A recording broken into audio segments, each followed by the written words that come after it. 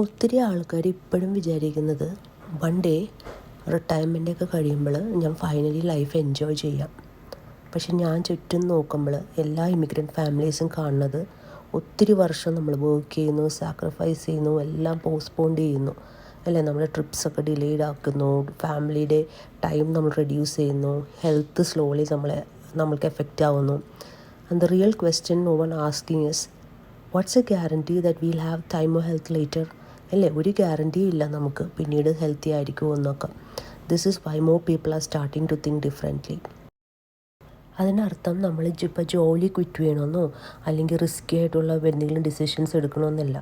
നമ്മൾക്ക് ഇപ്പോഴുള്ള ജോലിയോടൊപ്പം തന്നെ ഒരു സൈഡായിട്ട് എന്തെങ്കിലും ഒരു ബിൽഡ് ചെയ്ത് കൊണ്ടുവന്നാൽ നമുക്ക് ഈ ഒരു സമയം വരെ കാത്തിരിക്കേണ്ട ആവശ്യമില്ല.